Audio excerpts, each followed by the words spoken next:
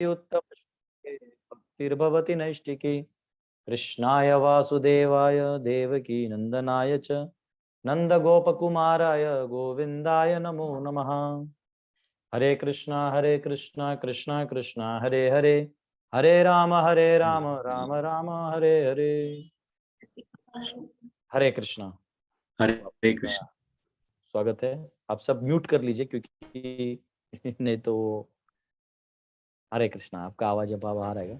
हरे कृष्णा। तो हम सब ने पिछले 3 दिनों से श्रीमद् भागवतम का स्टडी चालू किया था और प्रभुपाद जी बोलते थे, you should read my books scrutinisingly, I will live in my books.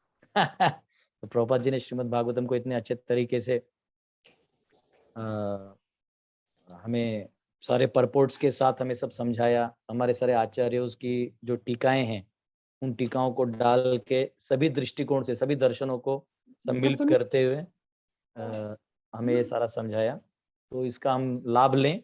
तो हमने ये बहुत अच्छा चीज पहले हमारे ब्रह्मचर्य के लिए चालू किया था, फिर धीरे धीरे वो अभी सभी भक्तों के लिए हमने रिलीज कर दिया है। तो हम फर्स्ट कैंटो के फर्स्ट चैप्टर के फर्स्ट वर्स से शुरू करेंगे। ऑल्दो मैंने ये वर्स कल खत्म किया था, पर आज मैं उसको रिवाइज करके रिपीट करके कहूँगा क्योंकि बहुत सारे डिवोटीज आज नए हैं और बहुत सारे डिवोटीज को मैसेज गया नहीं था एंड हम 2-3 दिन कम्युनिकेशन में ही हमारा चैलेंजेस हो गए थे। तो हरे कृष्णा। Thank you. तो आपको अगर भागवतम आपके पास अगर नहीं है, अगर आपके पास श्रीमद् भागवतम नहीं है तो आप लोकल इस्कॉन टेम्पल से एक भागवतम सेट मंगवा सकते हैं, या तो आजकल ऑनलाइन भी आता है, ऑनलाइन भी मंगवा सकते हैं, या तो आप अगर एटलीस्ट वर्सेस और थोड़ा ट्रांसलेशन चाहिए तो आप गोरखपुर का भी एक जो मिलता है लोकल कहीं भी, अगर आपको इस्कॉन के आसपास नहीं है आप तो गोरखपुर प्रेस से भी आप भागवतम के वर्सेस सेम है तो कोई दिक्कत नहीं, आप वहां से भी मंगवा सकते हैं ताकि एक आपके पास रेफरेंस हो, पढ़ते वक्त आसानी होता है हम कहाँ हैं, क्यों व्यासदेव ने क्या कहा है, सुखदेव गोस्वामी क्या कह रहे हैं, परीक्षित महाराज क्या पूछ रहे हैं। तो ये सारा चैलेंजेस आपका दूर हो जाएगा। आप एक पेज पे रहेंगे, हम लोग एक पेज पे रहेंगे। तो हमारा टारगेट है कि हम इस भागवतम को रेगुलरली रखें, आज से लेके रोज सुबह 8:30 से 9 ओनली हाफ एन आवर, ताकि सब अपने अपने जो दिनचर्या है उसको भी पालन कर सकें और आधा घंटा नित्यम भागवत सेवया हमें भागवत का श्रवण होते रहे, जिससे हमारी चेतना जो है भगवान में लगी रहे और हमारा दिन भर का कार्य जो है वो आध्यात्मिक रूप में बना रहे। हरे कृष्णा। तो मैं जो अभी वर्स गाऊंगा वो मैं गाऊंगा, आप लोग म्यूट करके अपने पास गा सकते हैं।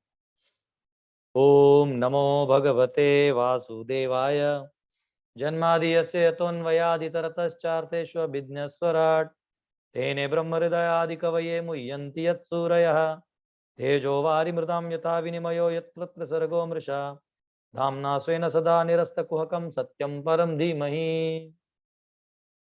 तो आप स्क्रीन पे भी देख सकते हैं वर्स है। तो इसका ट्रांसलेशन है, O my Lord Shri Krishna son of Vasudev, O all pervading personality of Godhead, I offer my respectful obeisances unto you. I meditate upon Lord Shri Krishna because he is the absolute truth and the primeval cause of all causes of the creation, sustenance and destruction of the manifested universes. He is directly and indirectly conscious of all manifestations, and he is independent because there is no other cause beyond him. It is he only who first imparted the Vedic knowledge unto the heart of Brahmaji, the original living being. By him, even the great sages and demigods are placed into illusion, as one is bewildered by the illusory representations of water seen in fire or land seen on water. Only because of him do the material universes temporarily manifested by the reactions of the three modes of nature appear factual. Although they are unreal, I therefore meditate upon him. Lord Shri Krishna, who is eternally existent in the transcendental abode, which is forever free from the illusory representations of the material world, I meditate upon him, for he is the absolute truth. तो यहाँ हम जो है बहुत सुंदर तरीके से मतलब प्रेयर्स ऑफर किए हैं व्यासदेव ने। तो अभी मैं जो बताने जाऊंगा वो मैंने पिछले 3 दिन में भी बताया, पर वो रिकॉर्ड पे नहीं है, तो क्योंकि ये रिकॉर्ड में है इसलिए मैं रिपीट करूंगा। जिन्होंने सुना है उनके लिए रिवीजन होगा और जिन्होंने नहीं सुना है तो उनके लिए फर्स्ट टाइम होगा। तो ये जो श्रीमद् भागवतम है ये क्यों बहुत स्पेशल है? प्रभुपाद इस श्लोक के तात्पर्य के अंत में भी लिखते हैं, वो ये लिखते हैं, उनको बोलना आवाज नहीं करे, तो तात्पर्य में लिखते हैं कई बार लोग श्रीमद् भागवतम को डिस्क्रेडिट करना, क्योंकि जो ज्ञानी होते हैं, जो ज्ञान मार्ग से भगवान को जानना चाहते हैं, वो अपने तर्क वितर्क से जानने का प्रयास करते हैं। तो तर्क वितर्क की बुद्धि तो जरूर रखनी है, भेद बुद्धि हमें जरूर चालू रखनी है, परंतु जो ज्ञान अर्जित करना है वो शास्त्रों से करना है।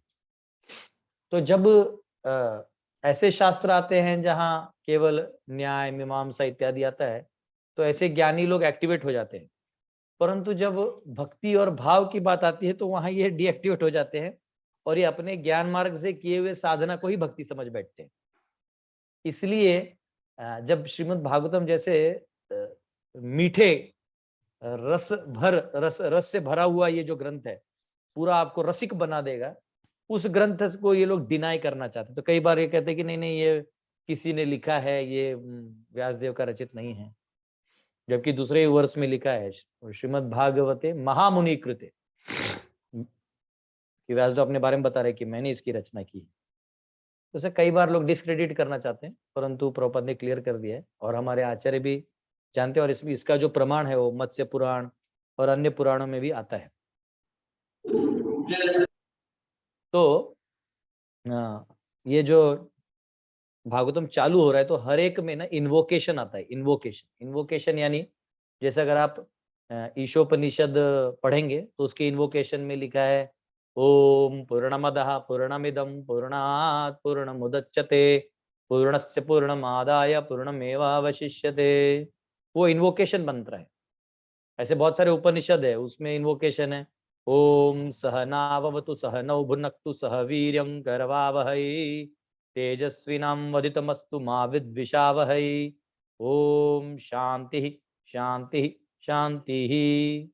तो उसका मतलब होता है कि मैं और मेरे गुरु के बीच जो संबंध है, ये एक आदर पूर्वक संबंध रहे और हमारा किसी से द्वेष ना रहे। तो ये एक वो बना रहता है प्रेयर कि हाँ, हम एक दूसरे को द्वेष ना करें, क्योंकि होता है कभी कभी शिष्य अपने आप को गुरु से बड़ा समझ के वो गुरु की कृपा से फिर वंचित हो जाएगा। वो जब अपने आप को बड़ा समझ लेगा तो फिर वो शरणागति नहीं ले पाएगा। तो यहाँ पे इधर भी इन्वोकेशन है, अगर आप देखेंगे तो ओम नमो भगवते वासुदेवाय, ये कह रहे हैं कि भगवान वासुदेव को प्रणाम कर रहे हैं।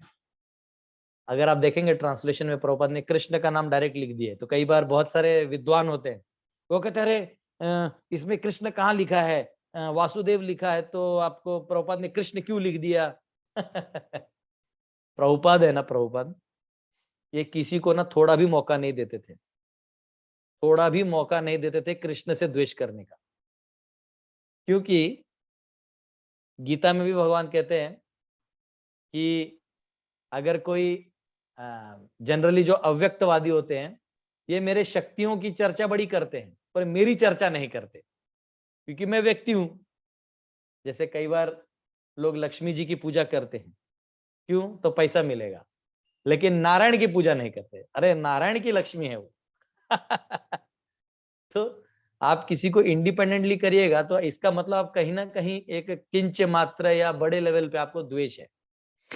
तो द्वेष ही तो हमारे बंधन का कारण है। इच्छा द्वेष समुत्थे ना द्वंद्व मोहे न भारत, ये द्वंद्व का जो मोह है ये इच्छा और हमारे द्वेष से हो रहा है। हमारी इच्छा से हम यहाँ आए और हमारे ईश्वर के प्रति जो द्वेष है उसके प्रति ही ये द्वेष है। द्वेष का मतलब ये नहीं कि हम भगवान को मारना चाहते हैं, ऐसा कुछ, हम कंस नहीं है, हम शिशुपाल नहीं है, लेकिन ये जो भगवान की शक्तियों से लगाव और भगवान से को दूरी करना, ये उसी प्रकार का एक द्वेष है। एक मंदिर है जहाँ पे पहले कोई नहीं था, तो उधर हमने गुरुकुल खोला, हमको इनवाइट किया, हमने गुरुकुल खोला। तो गुरुकुल खोला, बाद में जब गुरुकुल फ्लरिश हो गया तो फिर वो मुझे ही एंट्री नहीं दिए। मैं बोला आश्चर्य है, जब जब जरूरी था तो बुला लिया, अब नहीं है तो एंट्री। तो मैं भी हंस रहा था, बोला ठीक है कोई बात नहीं, होता है ऐसा कभी कभी। तो व्यक्ति जो है वो व्यक्ति से प्रेम नहीं करता, उनकी शक्ति से या उनकी उपलब्धियों से प्रेम करता है। तो भगवान, क्योंकि भागवत जो है इधर तो थोड़ा भी जगह नहीं है द्वेषी लोगों के लिए। अमल पुराण है, इसको अगले श्लोक में जब हम पढ़ेंगे, निर्मत्सरानाम सताम, निर्मत्सरानाम सताम, यानी व्यक्ति जो है वो निर्मत्सर होना चाहिए श्रीमद् भागवतम को समझने के लिए। क्योंकि अगर आप में मत्सर है तो आप भागवत मत पढ़िए, फिर आप जो है गीता पढ़िए। इसका मतलब ये नहीं कि कल आप सब भाग जाइए, आप लोग रहिए क्योंकि भागवत पढ़ते पढ़ते निर्मत्सर हो जाएंगे। हाँ, ऐसा होगा तो सबसे पहले मुझे भाग के जाना पड़ेगा, क्योंकि मैं भी निर्मत्सर नहीं हूँ। पर प्रभुपाद जी की कृपा से, गुरु महाराज की कृपा से और सभी वैष्णव की कृपा से हम सब ये कथा कर सकते हैं। जैसे एक बार हमारे राधा गोविंद महाराज जी हैं, उनको उनके शिष्य ने पूछा कि महाराज जी, हम सब कथा तो कर देते हैं, बहुत लोग भक्त भी बन जाते हैं, पर अपने जीवन में हमको ऐसा लगता नहीं कि हम सच में बड़े भक्त हैं, मतलब ऐसा रसिक भक्त हम हैं, ऐसा लगता नहीं। कई बार हमें ऐसा लगता है कि बहुत कमियां हैं और बहुत दुर्गुण है, तो महाराज जी क्या करना चाहिए? तो महाराज जी ने कहा, देखो ऐसा है कि घर में जो झाड़ू होता है ना, वो गंदा होता है, लेकिन वो पूरा घर साफ कर देता है।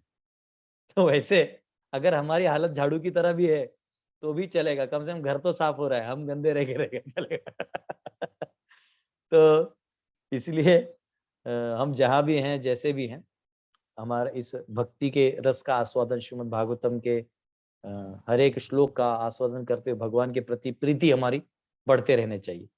तो यहाँ पे रेफरेंस दिया है, ओम नमो भगवते वासुदेवाय। तो नमः जो ही आ जाएगा, प्रणाम आ जाएगा, अंटू, तो उसमें चतुर्थी आ जाएगा, तो वासुदेव का वासुदेवाय, किसको? तो वासुदेव को। तो वासुदेव को नमन इसलिए किया है क्योंकि श्रीमद् भागवतम की जब रचना हुई तो उससे पहले ऑलरेडी व्यासदेव ने सारे के सारे ग्रंथ लिख दिए थे, सारे पुराण लिख दिए थे, सारे उपपुराण लिख दिए थे। पुराणों में भी ना तमोगुणी पुराण, रजोगुणी पुराण, सत्वगुणी पुराण होते हैं। पुराण सत्वगुणी रजोगुणी नहीं होते, उनके अंदर जो होते हैं वो टारगेट यानी ऑडियंस, जिनको वो बताया जाता है, वो उनके लिए होता है। तो जैसे कई ऐसे पुराण हैं जहां पे वो जानते हैं कि यहाँ सब तमोगुणी लोगों के लिए, तो वहां पे वो क्या करते हैं, जो भगवान के विस्तार स्वरूप हैं, जो शिव जी हैं, उनको इतना महान कर देते कि लोग उनकी पूजा करके फिर वो सत्वगुण पे आ जाते हैं। क्योंकि शिव जी के पास आप तमोगुण में जा तो सकते हैं, पर जो ही आप शिव जी की आराधना करने लगेंगे तो आप सत्य गुण में पहुंच जाएंगे। इसलिए कोई गांजा फूकता है, कोई ये भी करता है, तो बम बम बोले कर लेता है। भगवान बोलते हैं आजा आजा, बम बम बोले करना है मेरे पास आजा गांजा भी पीना है, चला आजा आजा। हाँ? आजकल बहुत सारे लोग फॉरेन में या तो बुद्ध के भक्त बन रहे, भगवान बुद्ध के भक्त बन रहे हैं, क्योंकि वो परेशान हो गए दुनिया से, शांति चाहते हैं, तो भगवान बुद्ध की मूर्ति में से शांति वाला पीस फीलिंग आता है, वहां चले जाते हैं। या तो वो शिव जी के भक्त बन जाते हैं, क्योंकि उनको नशा वशा चालू रखना है, तो शिव जी के भक्त बन जाते हैं। वो तो प्रभुपाद बहुत कृपालु थे कि उन्होंने कृष्ण को भी उसमें घुसा दिया, बोले इधर आओ, ये सब छोड़ो, सब छोड़ छाड़ के इधर आओ तो ओम नमो भगवते वासुदेवाय, क्योंकि भागवत पुराण की जो रचना तब हुई जब इन सब पुराणों की रचना, सारे उपनिषदों की रचना, ब्रह्म सूत्रों का पूरा ज्ञान दिया। तो ब्रह्म सूत्र जो है ये 555 सूत्र हैं, और छोटे छोटे, जन्माद्य से आनंदमयोभ्यासात, ऐसे अथा तो ब्रह्म जिज्ञासा, छोटे छोटे, इनको डिकोड करना बड़े बड़े ज्ञानियों का और साक्षात्कारियों का काम है। हम जैसों से ये डिकोड होगा ही नहीं।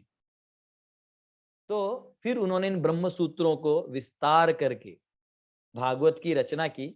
जब उन्हें लगा कि कुछ तो मेरा मिसिंग है, तब नारद ने उन्हें कहा, नारद मुनि जो थे वो व्यासदेव के गुरु जी हैं, तो उन्होंने कहा, देखो व्यास, आपने अभी तक भगवान को के बारे में और भगवान के भक्तों का जो आदान प्रदान है, प्रीतिपूर्वक प्रदान है, इसके बारे में आपने कुछ भी नहीं लिखा, इसके बारे में अपने संसार को कुछ नहीं दिया। तो जो रसिक भक्त है, जो भगवान को पूर्णतया समर्पित होना चाहते हैं, पूर्णतया अपना जीवन भगवान के सेवा में बिताना चाहते हैं और पूर्णतया उस हाईएस्ट रस को आस्वादन करना चाहते हैं, वो आपने कहीं लिखा ही नहीं। अगर आप देखेंगे तो शांत रस, भगवान से हम शांत रस में संबंध रख सकते हैं। तो शांत रस में बहुत सारे ग्रंथ हैं।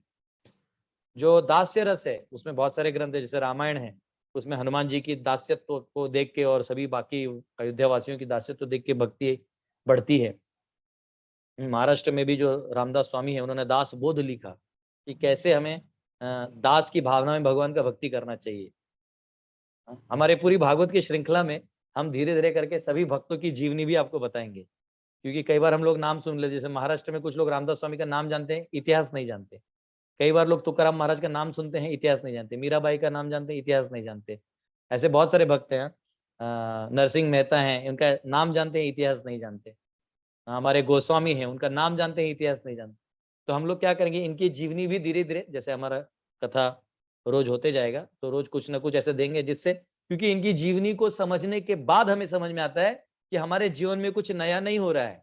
अगर हमारे जीवन में कोई कठिनाई हो रहा है, ये भगवान के नजदीक आने का संकेत है। जितना कठिनाई नजदीक उतना भगवान नजदीक, जितना कठिनाई दूर उतना भगवान दूर। कुंती महारानी तो कहती हैं कि विपदा संतुतः शाश्वत। हाँ, मुझे दुख दे दो, आने दो, और दुख आने दो, क्योंकि जब भी हम दुखी थे तब तब आप थे। विपद आता था और आप आते थे। और अब मेरा बेटा राजा बन गया है, अब ये सम्राट बन गया है सब युद्ध जीत के, अब आप हमको छोड़ के चले जा रहे हैं, बताइए। कुंती रोने लगी, बोले आप क्या समझते हैं, मैं तुम्हारी बुआ हूं? मैं तुम्हारी बुआ हुआ नहीं हूं, मैं जानती हूं तुम भगवान हो, मैं जानती हूं।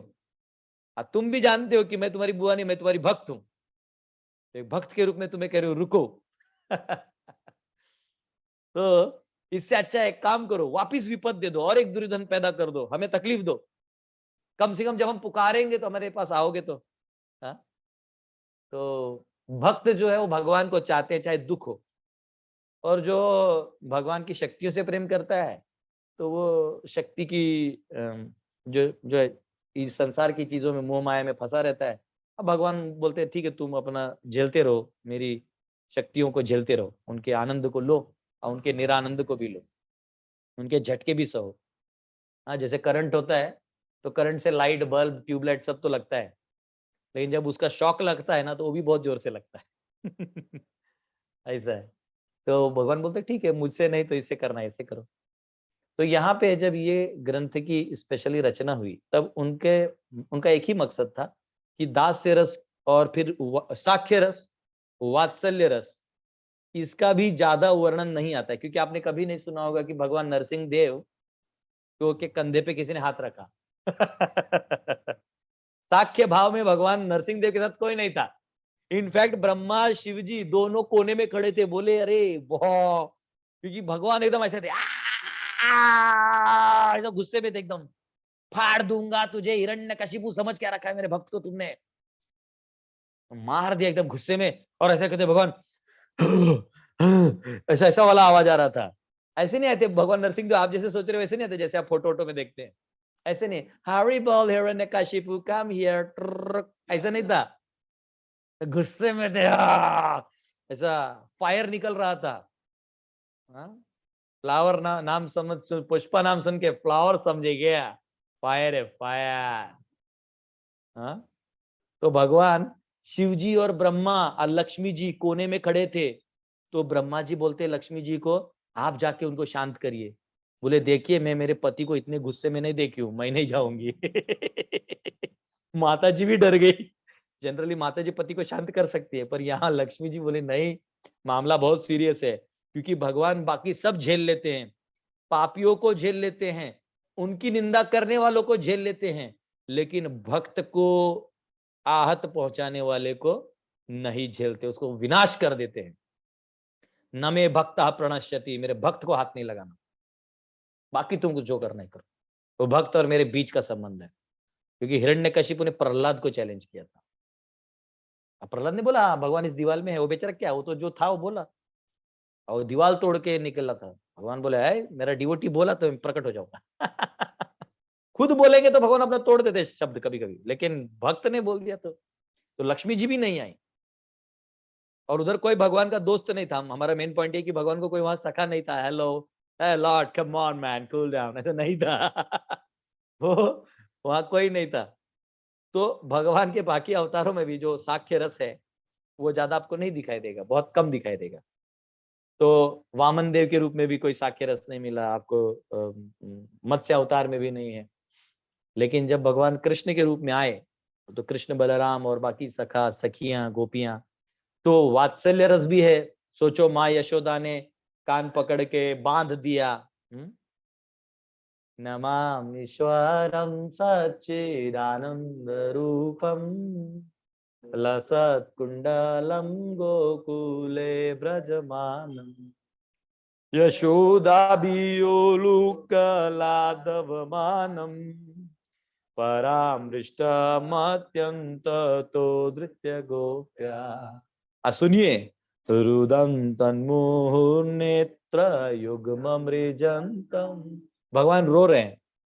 भगवान को रुलाने तक की शक्ति माँ में है, ये वात्सल्य भाव है। और ये भगवान ने दिया अधिकार। उसके बाद माधुर्य रस है, वो तो अन्य किसी ग्रंथ में है ही नहीं।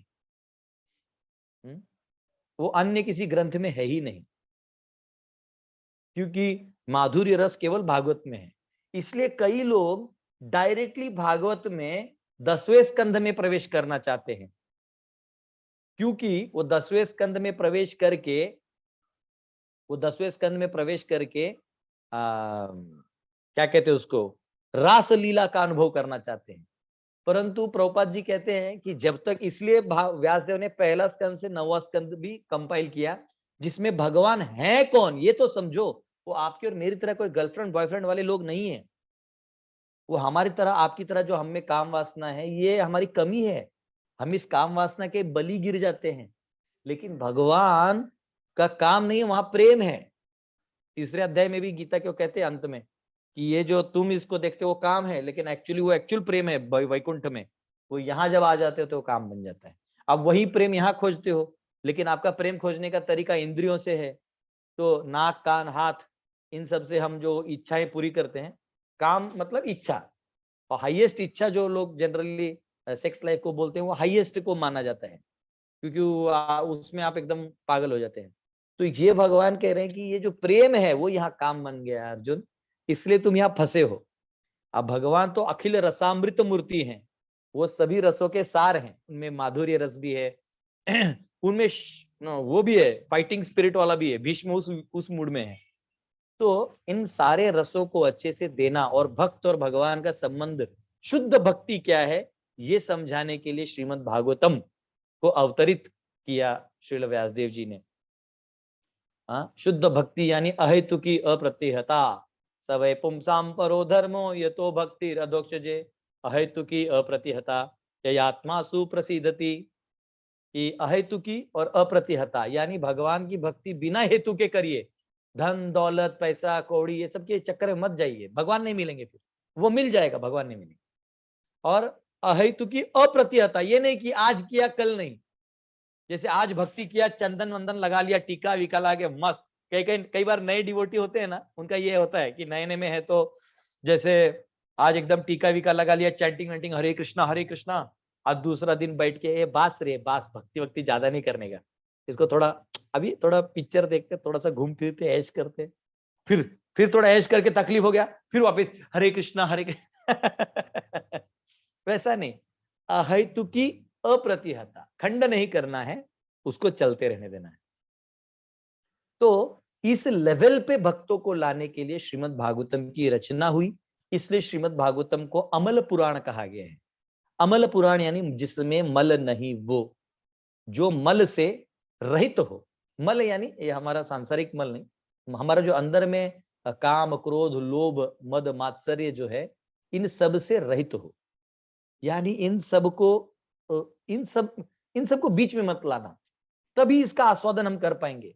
तो मेरे इनफैक्ट आप सबसे भी ये रिक्वेस्ट होगा कि आधे घंटे के लिए जो 8:30 से 9 आते हैं ना, तो आप अपने देहात्म बुद्धि को पार्किंग में रखिए। जैसे किसी मंदिर में जाते हैं ना, तो जनरली महाराष्ट्र में लिखा रहता है, कृपया पादत्राणे बाहर काढ़ावे। कृपया करके अपने पादत्राणे यानी आपके चप्पल बाहर रखिए। ये जैसे आप बाहर भी कहीं जाते हैं, नॉर्थ इंडिया में तो लिखा रहता है जूता चप्पल बाहर रखें ना, वैसा। तो हमारा जो ये जूता चप्पल वाला अहंकार है ना, इसको बाहर रखना। भक्ति का आस्वादन तब कर पाएंगे जब इसको हम बाहर रखेंगे। सर्वोपाधि विनिर्मुक्तम तत्परत्वेन निर्मलम ऋषिकेन ऋषिकेश सेवनम भक्ति रुच्यते। कि सर्व उपाधि विनिर्मुक्तम, कि सारे उपाधियों को हमें बाहर छोड़ना है, तब जाके इसका प्रवेश कर पाएंगे। अन्यथा हम देहात्म बुद्धि से भागवतम को पढ़ेंगे तो हर 2-2 सेकंड में हमें परेशानी होगी। ऐसा कैसे लिख दिया, हमें ऐसा होता है, ऐसे कैसे लिख दिया, ऐसा नहीं होता है। आपको पहले अपने आप को नम्र करके, आपका जो अहम है कि मैं अमीर हूं, मैं गरीब हूं, मैं काला हूं, मैं गोरा हूं, मैं पतला हूं, मैं मोटा हूं, मैं ये हूं, मैं पढ़ा लिखा हूं, मैं अनपढ़ हूं, ये सब जो देहात्म बुद्धि के जितने भी हमारे बोझा है, इसको हटा के साइड में रखना है आधे घंटे के लिए, और इसको तब श्रवण करना है, तब ये सीधा आत्मा को टच करेगा। और नहीं तो क्या होगा, हम देहात्म बुद्धि समझने की कोशिश करेंगे तो नहीं समझ में आएगा। इसलिए इस ग्रंथ को अमल पुराण कहा गया है, यानी जिसमें मल नहीं, वो देह बुद्धि से बाहर है। तो यहाँ पे वासुदेवाय यानी ओबेसेंसेस अनटू कृष्ण में प्रभुपाद जी समझाते हैं, जीव गोस्वामी का एक ग्रंथ है कृष्ण संदर्भ, तो उसमें कृष्ण के बारे में, कैसे कृष्ण के एक्सपांशंस हैं और कृष्ण के बारे में सारा संदर्भ उन्होंने बताया है। आपको अगर कृष्ण संदर्भ खरीदना होगा तो उन्होंने, जीव गोस्वामी ने बहुत कुछ लिखा है, परमात्मा संदर्भ, कृष्ण संदर्भ, भक्ति संदर्भ।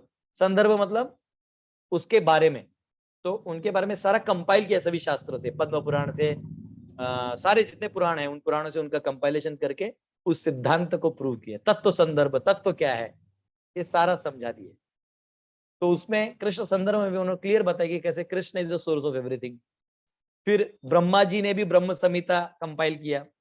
कई बार लोग बोलते नहीं ये ब्रह्म संहिता इस्कॉन वालों ने लाए, नहीं, ये चैतन्य महाप्रभु जब दक्षिण भारत गए थे तो आदि केशव मंदिर है, जो आज भी उस ताम्रपर्णी नदी के पास है। आप अगर तिरुवनंतपुरम से 1.5 घंटा आगे जाएंगे साउथ की तरफ, कन्याकुमारी की तरफ, तो आदि केशव मंदिर है। आज आप आज भी दर्शन कर सकते हैं। ऐसा कहते हैं ताम्रपर्णी में स्नान करने से वैकुंठ प्राप्ति होती है। आप आज भी जा सकते हैं वहां। उस आदि केशव में एक ब्राह्मण जो थे वो ब्रह्म संहिता पढ़ते थे, वहां से चैतन्य महाप्रभु ने उसे प्रकाशित किया।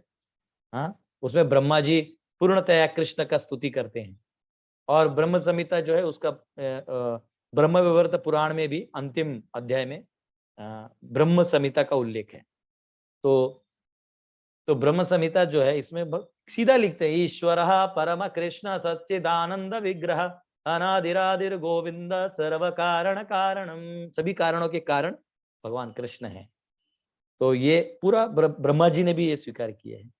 उसके बाद सामवेद में, उपनिषदों में आता है कि कृष्ण जो है वो देवकी के पुत्र हैं।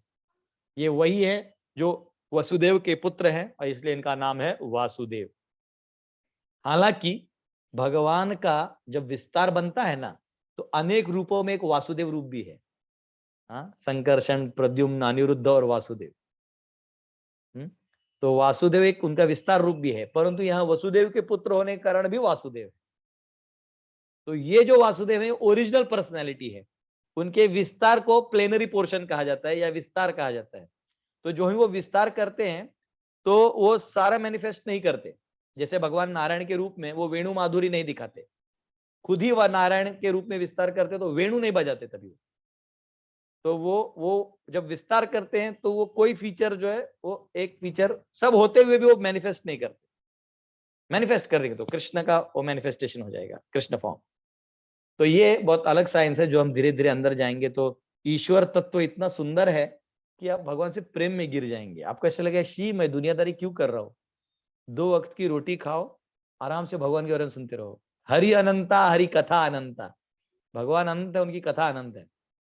तो ये कहा गया है। और भगवत गीता में भी जब 10वें अध्याय के, मुझे लगता है 12वां 13वां श्लोक में आता है, पर ब्रह्म परम धाम पवित्रम परमं भवान पुरुषम शाश्वतम दिव्यम आदि देवम अजम विभुम आहुस्तम ऋषय सर्वे देवर्षिर्नारदस्तथा आसितो देवलो व्यास स्वयं चैव ब्रवीषि में। वो कहते हैं परम ब्रह्म परम धाम पवित्रम परमं भवान। आप कौन हैं? तो आप पर ब्रह्म हैं। ब्रह्म तो सब है, जैसे जीवात्मा भी ब्रह्म है, प्रकृति ब्रह्म है। मैंने कल आपको कल बहुत लोग नहीं थे, तो ये जितना भी तत्व है ब्रह्म में आ जाएगा। पर आप पर ब्रह्म है, टॉप मोस्ट पर ब्रह्म, परम धाम, परम धाम, आप परम धाम है। तो ऐसे परम धाम पवित्रम परमम भवान पुरुषम शाश्वतम दिव्यम आदि देवम अजम विभुम। और आपको केवल आप मैं ही नहीं पूछता हूं, अभी तो आसित देवल व्यास ये सारे बड़े बड़े आपको स्वीकार करते हैं। श्रीपाद रामानुजाचार्य, मध्वाचार्य, श्रीपाद शंकराचार्य, श्रीपाद शंकराचार्य तो पूरा गोविंदम वो लिख देते हैं, भज गोविंदम भज गोविंदम गोविंदम भज मूढ़मते संप्राप्ते सन्निहिते काले नहीं नहीं रक्षति दुर्गुण करणे भज गोविंदम गोविंदम भज मूढ़मते। वो भी कहते हैं, वो कृष्णाष्टकम लिखते हैं, उसमें तो सीधा लिखते हैं, भजे व्रजैक मंडनम समस्त पाप खंडनम स्वभक्त चित्त रंजनम सदैव नंद नंदनम, पूरा पूरा अष्टकम लिख देते हैं। ये शंकराचार्य, मध्वाचार्य, निम्बारका स्वामी, विष्णु स्वामी, इस ग्रेट आचार्य एक्सेप्ट करते हैं। और हम यहाँ छोटा मोटा चीज मैन्युफैक्चर करके बिजनेस करके रोटी कमा रहे, फायदा क्या है? हमारे आचार्य जो लेगेसी छोड़ के गए उसका आस्वादन करें। तो ये हमने देखा, सिर्फ ओम नमो भगवते वासुदेव का ही आज निरूपण हुआ। अगले 4 लाइन हैं जो हम कल देखेंगे। मेरा आप सबसे रिक्वेस्ट है, प्लीज टाइम पे आइए ताकि हम टाइम पे स्टार्ट करें, टाइम पे एंड करें, 8:30 से 9 डॉट, क्योंकि बहुत लोगों के अलग अलग सेवाएं होते हैं। हमारे गुरुकुल के टीचर्स का पढ़ाना किस टाइम भी होता है। मैं खुद भी बच्चों को पढ़ाता हूँ, 9 से 2 पढ़ाता हूँ अलग से, तो इसलिए ये शेड्यूल में फॉलो करते हैं। हरे कृष्णा, बहुत बहुत धन्यवाद। एक्चुअली अभी बहुत सारे यूजर्स अभी हैं, हो सकता है आगे, मैंने अभी तक फेसबुक में ये लिंक्स नहीं डाले जानबूझ के, क्योंकि हमारे पास अभी जो यूजर वो है, तो आप में से कोई हमारे लिए जूम स्पॉन्सर करना चाहता है इकोनॉमिकली 300 यूजर्स वाला, तो आप प्लीज हमें संपर्क करें, मेरा व्हाट्सएप नंबर आपके पास है, क्योंकि मैं एक लेना चाहता हूँ जिससे हम कर पाए। तो ये आपका सेवा होगा भागवतम के लिए, जो भी जैसा भी आप उचित समझे, क्योंकि ऑलरेडी मैंने आप लोगों को रिक्वेस्ट करके मेरे बेड के लिए ले लिया था तो मैं ज्यादा नहीं मांगना चाहता, but if this is there then we can facilitate and हम इसको अच्छे से कर पाएंगे। क्योंकि अभी एक माता जी हैं, वो अपना टाइम निकाल के मुझे अपना दे देती हैं लिंक, पर मैं चाहता हूँ कि धीरे धीरे 300-500, क्योंकि मैं फेसबुक में डालूंगा तो बहुत लोग और अंदर आएंगे, तो हम उतना हैंडल करने के लिए हमें रेडी रहना पड़ेगा। Thank you very much. Hare Krishna. और आप चिंता मत करिए, मैं कुछ सेशंस लूंगा जहाँ क्वेश्चन आंसर स्पेसिफिक